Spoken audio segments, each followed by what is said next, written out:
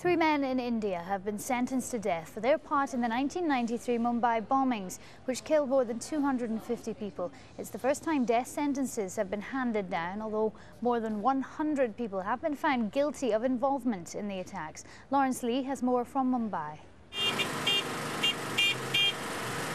Over the years, the Indian media and Indian public have become used to this court.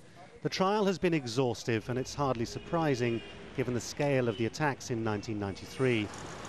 12 bombs across the city, 257 dead. The attacks were enormous, and so has been the repercussion.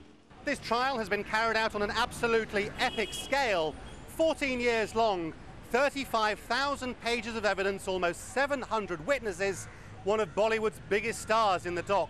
Over the course of time, this court case became a story in its own right. The assumption has always been that the bombings were in retaliation for earlier religious riots, and so one of the questions thrown up so many years later is how it's all affected relations between India's majority Hindus and minority Muslims who live and work cheek by jowl in Mumbai. The answer, it seems, is that most sensible people have taken it as a chance to build bridges rather than make things even worse. But, say some Muslim leaders, the real fallout has been in the way that the police have tarred all Muslims with the same brush of suspicion. Every time anything happens, the fingers have been pointed out at Muslims, and which is not good for the country. After all, we are also citizens of India. We have lived all our life over here. But yet, I believe some people, some faction, those who want to, divide the country, they always pinpoint at one particular community, and the whole community is held responsible. So we have been looked at suspiciously.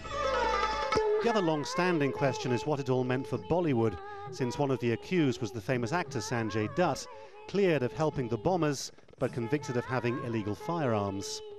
Dutt, in fact, has seen his career flourish throughout all these years, and many believe him to be more naive than bad. But some who know him and Bollywood say the link between organised crime, weapons and Mumbai's film industry is irrefutable. This actor told me once, I get calls from the underworld and they say, I want you to act in this film. So the actor says, but I'm already committed my days to the other producer. He says, I'll talk to the man from the other side says, I'll talk to the producer. You do my film. And how are your children? So a veiled threat is always there. And this actor has to think about his children as well.